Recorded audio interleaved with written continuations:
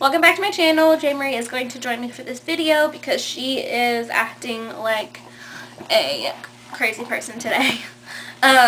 This video is going to be about, I wanted to do a video about how to handle, like, I don't want to say unwanted, but I guess unwanted advice from like, you know, you'll always get advice, especially when you're like a new first-time parent, and how to handle that and not feel like you have to really be like really defensive about it, because people are always going to try and give you advice, and a lot of it is myths and old wives' tales, especially if it's like your grandparents or whatever maybe have you. And I know sometimes when I get advice, I'm kind of like, okay, are you like thinking that I'm like not doing what it is that I need to do for her? I'm not a good, my gosh, I'm like wrestling a bear. Or I'm not a good parent, or, you know, stuff like that. So basically how you handle unwanted advice, or how I've learned to handle unwanted advice, is to kind of just listen to what they say, but not really hear what they say. Just like nod your head, pretend like you're really listening and soaking it in. Remember that they're just trying to, they have good intentions, usually when they're trying to give you advice. They only want to help, and try and make things easier for you. And acknowledge what they said. So either say, yeah, that's a good idea, or yeah, I hear ya, or, you know, something like that. Something so that they at least feel like they've gotten their point across to you, so it's not like they're like, oh, well, she was rude, or whatever, you know. When usually, especially if it's like someone that's like related to you, they're really genuinely only trying to help. So I've also written down some of the old wives' tales and myths that I've heard a lot. That are, obviously, there's like no way that they're true. One of the first ones is, don't eat any spicy foods while you're breastfeeding. A lot of people, like, if you're I don't know, they say that like can hurt your baby's stomach or give your baby extra gas. Only a tiny fraction of the spicy food goes into your milk. When I was breastfeeding, I kind of did this in a trial and error kind of thing. Spicy food did not bug me, did not bug her. I guess if you have heartburn, then, I mean, obviously your milk is going to be have a little bit more of whatever the spiciness, whatever in it is. But I mean, if you think about people that like live in China and have babies, or not China, India, and have babies and breastfeed, and they're eating like curry and all that spicy stuff all the time, like, come on, it's like not like they cut out spicy food. Well, that's like their culture pretty much, just because they're breastfeeding. So it's kind of a trial and error thing, so don't really listen to that. You know, you're their parent. You decide. Number 2 is babies need a bath every day. Pretty much, unless that's part of your nightly like wind down routine, or they have like a diaper explosion, really that's not necessary, because your baby's not sweating. Your baby doesn't sweat, it doesn't have BO, your baby doesn't get stinky. The only thing is if you do bathe them every day, really babies only need a bath every other day.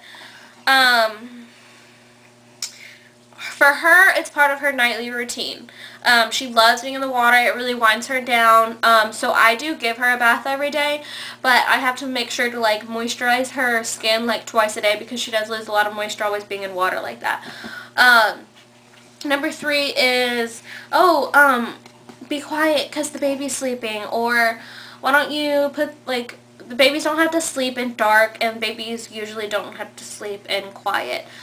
Some babies really are light sleepers. However, I'm not saying like your baby's not going to be a light sleeper and may not need those 2 things, but when people are like, oh my gosh, you're being so loud, your baby's going to wake up, or whatever, I've gotten that before. I'm like, I mean, I try and listen to that, but really, at a young age, if you don't bring them up into that, like every time that they sleep it's dark, every time that it's quiet, I mean, every time they're sleeping, you're like, oh my gosh, everybody be quiet. Like, my whole philosophy with the whole sleeping thing, when I was bringing her up, is I do not want to be that person where, like, people come over for lunch or whatever. I have friends come over and I'm like, shh, the baby's sleeping. Like, I never wanted to be that person. She does not mind noise when she's sleeping. And what? That's kind of the way that I brought her up. Number 4 is this. This is the one that I've heard the most because she has seriously, like, stood up, since, like, so long ago. She loves to stand up. Matter of fact, if I, like, were to try and, like, cradle her right now, she would, like, be highly upset if I tried to cradle her. She loves standing up. And one of the... What? Go get it. One of the things that you hear the most is that standing up or bouncing causes bow legs, which is completely freaking nuts. My grandmother told me this. I had so many people tell me that, and I was like, I looked it up. I was like, really? Does that cause bow legs? And, no, that is a completely a wise tale.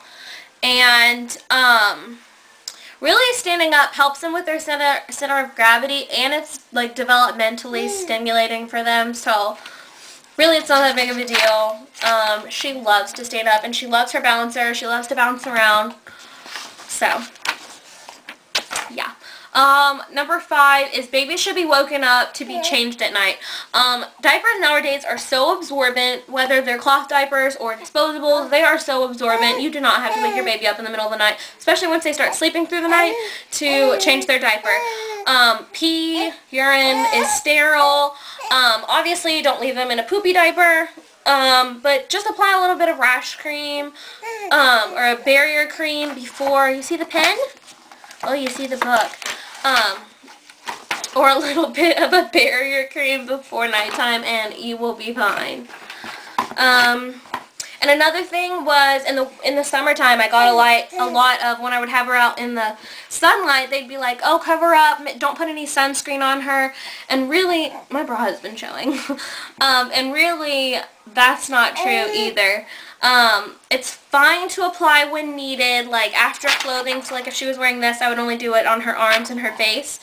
But obviously shade is best. There are some chemicals and stuff in sunscreen, but I mean, think about it. UV rays are so much worse than sunscreen. So just apply it when you're sure that you're going to need it. If your baby is going to be like in direct sunlight from like 10 a.m. to 4, like anytime between 10 a.m. and 4 p.m.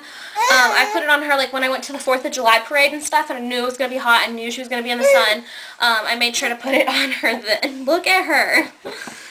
I made sure to put it on her then. So you guys probably can't even pay attention to me because of her. So yeah, that's some of the wives' tales that I'm sure you mothers that are maybe pregnant or new mothers are going to hear. Just don't pay attention to them really, pretty much, because I can get a little bit like offended when people are like, "Oh my gosh, you shouldn't do that." I'm like, okay, like come on, I'm not hurting her. You know what I mean? So yeah, thank you for watching, and J. Marie, say bye because you are a nut. Well, you turned a page. Alright, bye.